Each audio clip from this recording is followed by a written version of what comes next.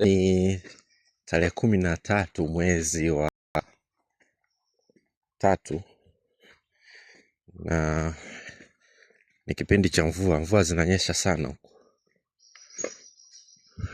Kwa hiyo ni kipindi ambacho watu wanaopata faida na mvua kama hizi ni wakulima. Niko msitu mmoja hapa hivi. Kwenye msitu bwana kuna majani mengi sana. Sasa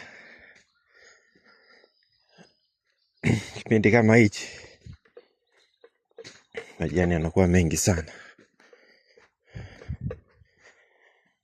Sasa leo ningependa tupige story kidogo bwana. Unajua siku zote kitu ambacho nimekuja kujifunza ni kwamba muda hautusubiri.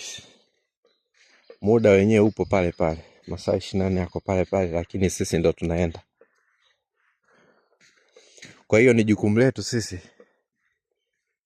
kufanya kazi, kuheshimu muda, kwa sababu muda uko pale pale, sisi ndo tunapita. Maisha ya mwanadamu ni mafupi sana. Sasa hivi tuko mwaka 2026. Sasa ukicheki kufikia mwaka 2050 utakuwa na miaka mingapi? Mfano tukifika mwaka 2050 utakuwa na miaka mingapi? So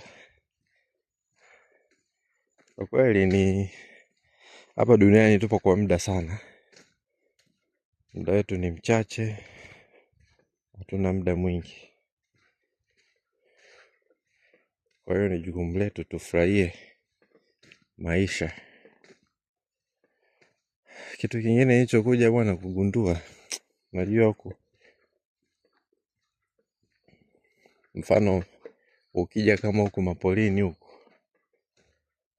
unakuwa unakwepa mambo mengi sana ambayo nakubidi wewe ulipe kila siku. Kodi mbalimbali. Mfano ukinunua eneo kama hili hapa hivi, ukatengeneza nyumba yako moja nzuri, ukakuwa unapanda chakula chako mwenyewe, mboga unatengeneza mwenyewe. Of course ni maisha mazuri sana. Lakini kufanya hivyo inabidi uwe na maamuzi makubwa sana. Ila inawezekana, kila kitu duniani kinawezekana. Hakuna jambo linaloshindikana kabisa.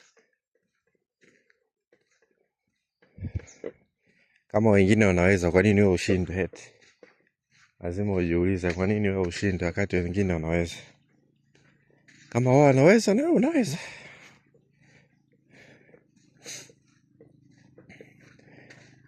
Mimi napendaga kutembea hivi asubuhi kwa sababu napata muda wa kutafakari maisha yangu. Na inapendeza sana binadamu tuwe tunatembea asubuhi kama hivi. Unatembea asubuhi kama hivi, yani uko peke yako yani. Ukiwa unatumia muda kama huu, kama nusu saa tu hivi, ni vizuri sana kutafakari maisha yako ya mbele unataka yaweje. Vizuri sana kupata muda wewe mwenyewe kufikiria maisha yako unataka yaweje. Kuna mambo mengi sana kujifunza, lakini katika jambo jingine ambalo nikaja nikagundua kumbe hizi ajira tunazopata sometimes zinageuka kuwa kifungo katika maisha yetu.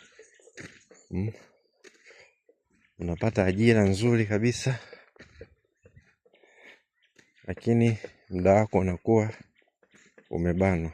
Unakuwa kama uko kwenye kifungo fulani.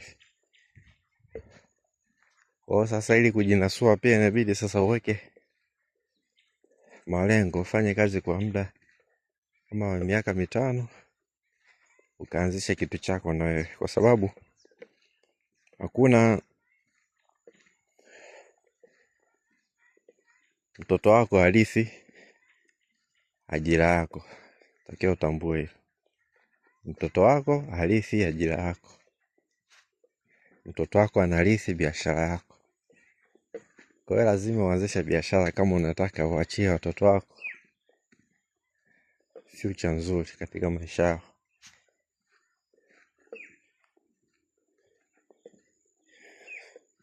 Watu wengi sana wanafanikisha jambo hili, kwa wale ambao wanaamua kuwatengenezea watoto wao mazingira mazuri.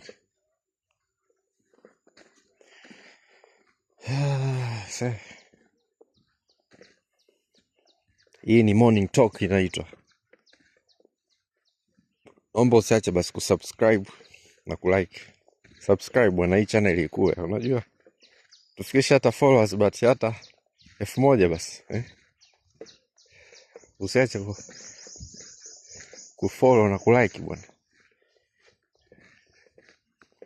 Sio tunapata morning talk, evening talk kama hivi. Najua naweza nikawa nimeongea jambo likakukumbusha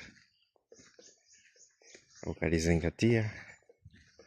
Kwa hiyo nikutakia siku njema.